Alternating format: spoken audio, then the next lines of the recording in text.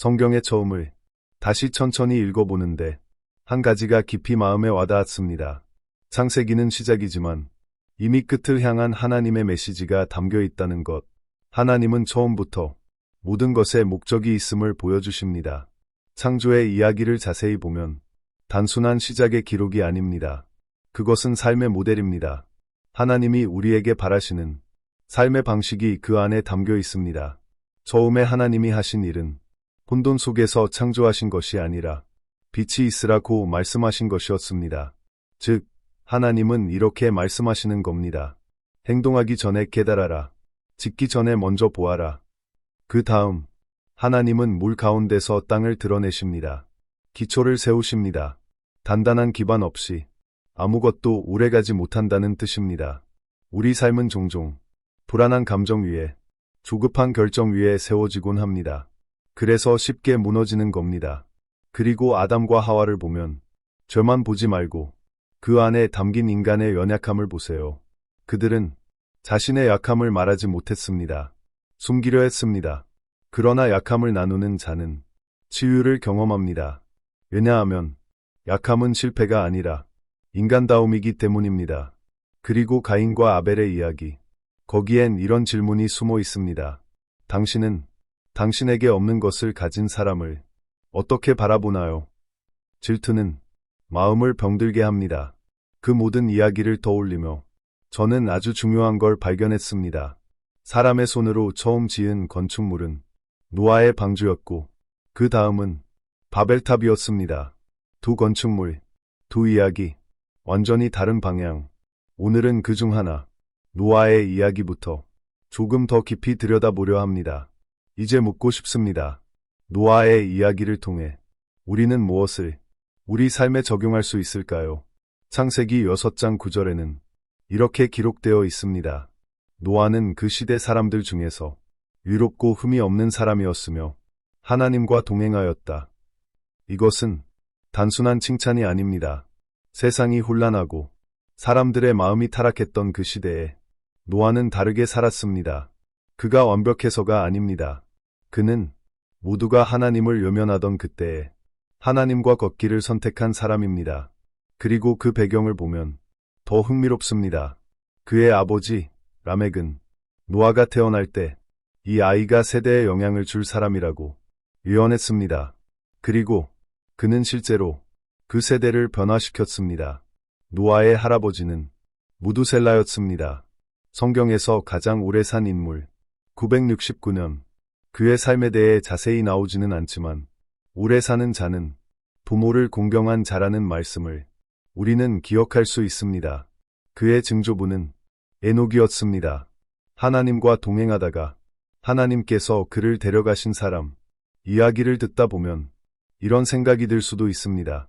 그래, 노아니까 그렇지. 믿음의 가문에서 태어났으니까 쉬웠겠지. 하지만 당신은 어땠나요? 혹시 아버지가 없었나요? 어머니가 상처 많았나요? 가정이 무너져 있었나요? 혹은 누군가에게 넌 안 될 거야 라는 말을 들었나요? 여기서 중요한 것은 당신이 어디에서 왔느냐가 아닙니다. 당신이 지금 무엇을 선택하느냐입니다. 당신의 가정이 하나님과 상관없는 삶을 살아왔다 해도 당신은 그 첫걸음을 내디딜 수 있습니다. 당신의 가족이 상처와 죄로 얼룩져 있다 해도 하나님은 당신을 통해 새로운 길을 시작하고 싶어 하십니다. 역사를 반복하지 말고 새로운 역사를 쓰십시오. 그렇다면 이 질문이 떠오를 수 있습니다. 나는 어떻게 하나님과 나만의 이야기를 살아갈 수 있을까?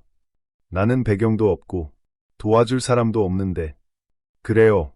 이런 생각은 우리에게 합리적인 핑계처럼 보일 수 있습니다.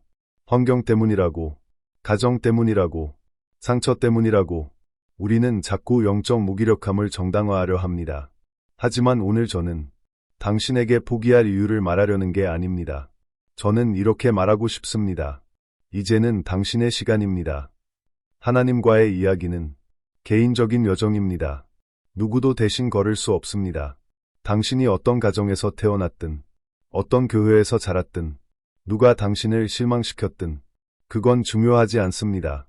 성경은 이렇게 말합니다. 노아는 타락한 세대 속에서 하나님과 동행했다. 그는 주변 사람들이 다 위로워서 그랬던 게 아닙니다. 그는 혼자서 결단했습니다. 세상과 타협하지 않기로. 로마서 12장 2절에서 이렇게 말합니다. 이 세대를 본받지 말고 오직 마음을 새롭게 함으로 변화받아 하나님의 선하시고 기뻐하시고 온전하신 뜻이 무엇인지 분별하도록 하라. 당신에게 신앙적인 가정이 없을 수도 있습니다. 그러나 당신에게는 하나님의 말씀이 있습니다. 말씀이 있고 성령님이 있으며 하나님이 지금도 말씀하십니다.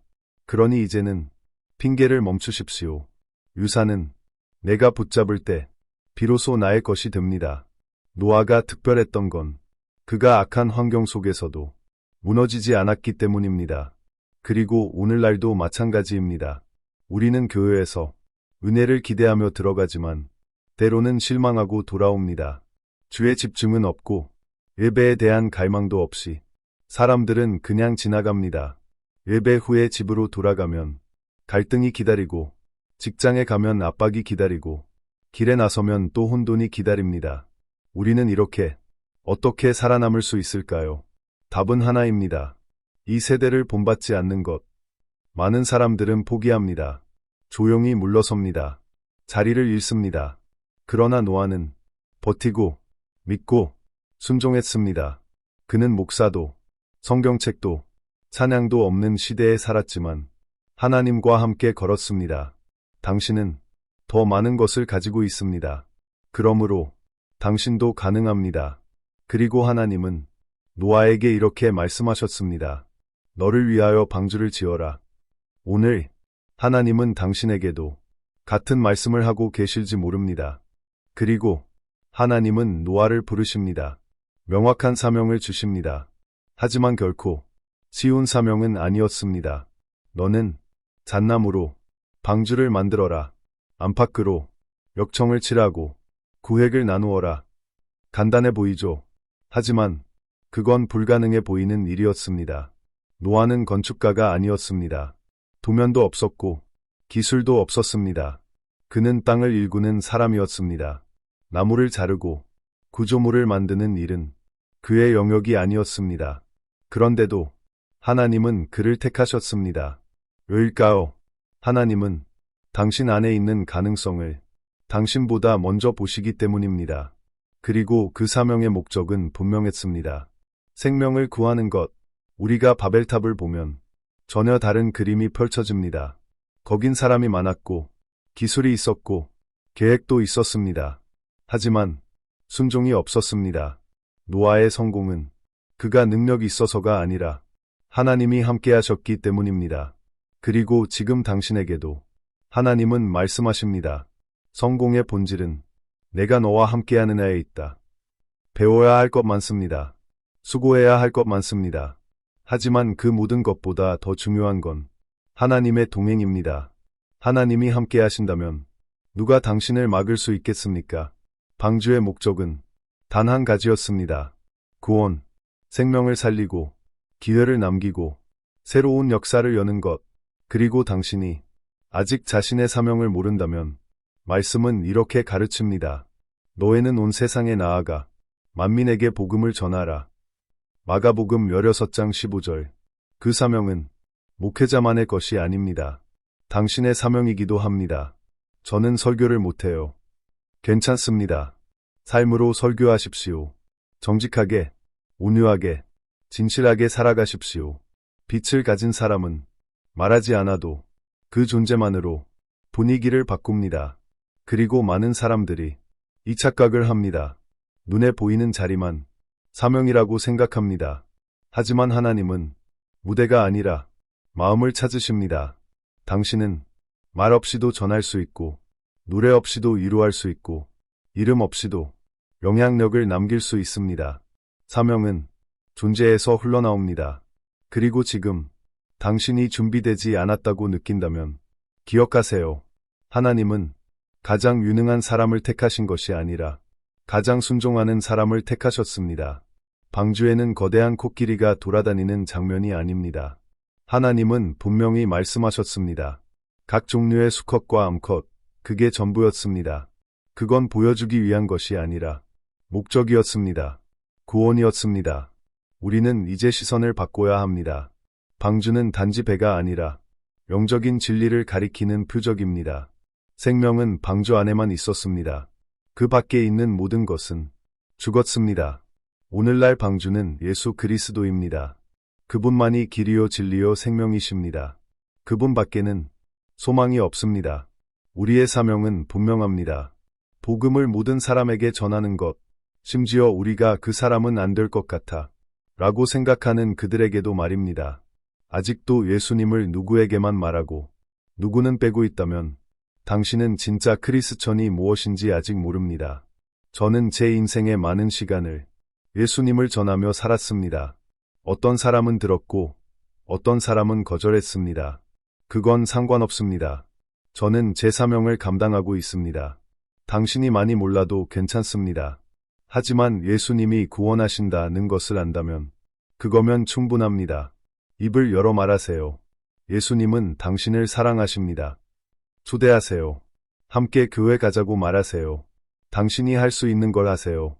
그리고 기억하세요. 안전한 곳은 단 하나뿐입니다. 그 당시 생명을 지킬 수 있는 유일한 공간은 방주였습니다. 오늘날 그분은 바로 예수 그리스도입니다. 사람들이 복음을 거부하는 이유는 종종 그리스도인이라고 말하면서도 세상과 다를 바 없이 사는 사람들 때문입니다. 저 사람처럼 되느니 안 믿을래요. 라는 말 얼마나 많이 들으셨나요? 하지만 그만하세요. 무너진 신앙을 가진 사람들만 보지 마세요. 하나님으로 변화된 사람들을 보세요. 은혜로 가득 찬 사람들을 보세요. 기적을 체험하며 살아가는 사람들을 보세요. 예수님은 유일한 구원자이십니다. 방주는 선택지가 아니었습니다. 유일한 길이었습니다. 예수님도 마찬가지입니다. 그분 밖에는 심판이 있고 그분 안에는 영원한 생명이 있습니다. 모든 사람이 죄를 지었습니다. 로마서 3장 23절은 분명히 말합니다. 모든 사람이 죄를 범하였고 하나님의 영광에 이르지 못하였느니라. 이 모든 애는 당신도 포함됩니다. 목사님도 포함되고요. 당신도 포함됩니다. 하지만 저는 누구도 죽이지 않았어요. 저는 가끔 거짓말만 해요. 마주도 죽이지 않았어요. 어떤 사람들은 지옥에 갈 죄를 자랑하기도 합니다. 나는 지옥에 가지만 간음 때문이 아니라 그저 성격이 급해서 그렇다고요. 웃을 일이 아닙니다. 정말 심각한 문제입니다. 모든 사람이 죄를 지었습니다. 당신도 포함입니다. 저도 포함입니다. 그러니 누구도 다른 사람을 비난할 권리가 없습니다. 죽음 이후의 삶이 있을까요? 누가복음 16장 19절로 가봅시다. 예수님께서 말씀하셨습니다. 부자 한 사람이 있었습니다. 보라색 옷과 고급 린넨을 입고 매일 호화롭게 살았습니다. 하지만 거지 한 사람이 있었습니다. 그의 이름은 나사로였습니다. 부자의 문 앞에 누워 상처투성이었습니다. 두 사람, 두 이야기. 하지만 한 가지 공통점이 있습니다. 둘 다 죽었습니다. 충격적인 사실은 이겁니다. 한 사람은 천사들에게 이끌려 아브라함 품에 들어갔습니다. 다른 한 사람은 묻혔습니다. 한 사람은 천국에 있었습니다. 다른 한 사람은 지옥에 있었습니다. 부자이나 가난하냐의 문제가 아닙니다. 예수님께서 백만장자의 집에 들어가 오늘 이 집에 구원이 임했다고 선포하셨습니다. 누가복음 19장. 돈이 문제가 아닙니다. 믿음과 회개가 문제입니다. 그러니 가난함이 구원이라고, 부자가 저주받았다고 생각하지 마십시오. 천국의 거리는 금으로 되어 있습니다. 그리고 겸손하라고 먼지 한 줌도 없을 겁니다. 죽음은 공평합니다. 부자도 죽고 가난한 자도 죽으며 지혜로운 자도 죽고 무지한 자도 죽습니다. 돈이 많다고 죽지 않는 게 아닙니다. 죽기 싫다고 죽지 않는 것도 아닙니다. 시간이 되면 모두 떠납니다. 어떤 사람들은 몸을 얼려서 200년 후에 다시 살기를 원하기도 하지만 그것은 불가능합니다. 성경은 이 두 사람의 마지막을 보여줍니다. 한 사람은 천국에, 다른 한 사람은 지옥에 있습니다. 네, 성경은 지옥이 있다고 말합니다. 명확하게 말합니다.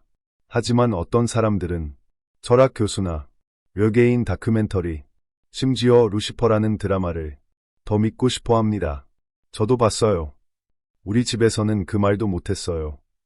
하지만 진지하게 받아들여야 합니다. 성경은 말합니다. 천국이 있고 지옥이 있습니다.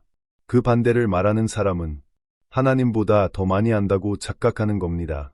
요한계시록 2장 11절은 말합니다. 기 있는 자는 성령이 교회들에게 하시는 말씀을 들을지어다. 이기는 자는 둘째 사망의 해를 받지 아니하리라.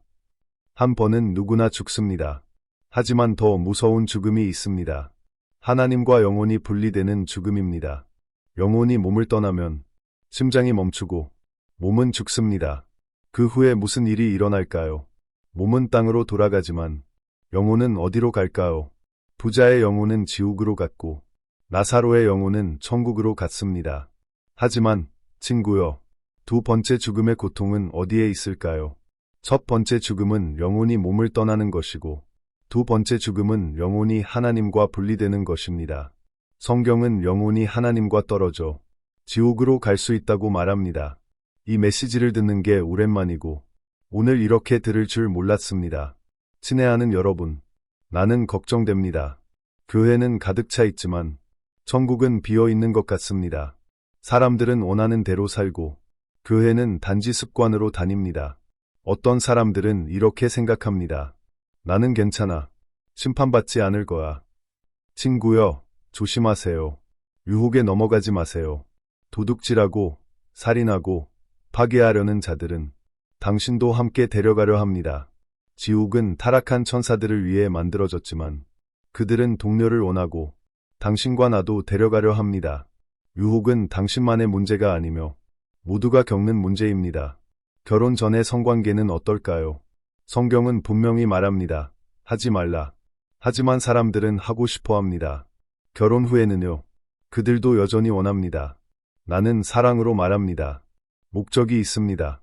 그 목적은 구원입니다. 모두가 죄를 지었고 구원을 받아야 합니다. 우리는 어떻게 해야 할까요? 두 번째 죽음의 고통을 받고 싶지 않습니다. 그런데 어떻게 피할 수 있을까요? 우리가 말했던 것을 기억하세요. 노아가 가문 덕분에 성공했나요? 아니요.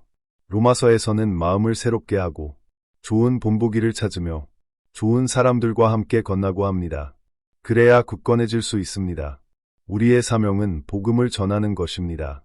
사람들을 지옥에서 구원해 하나님의 나라로 인도하는 것입니다.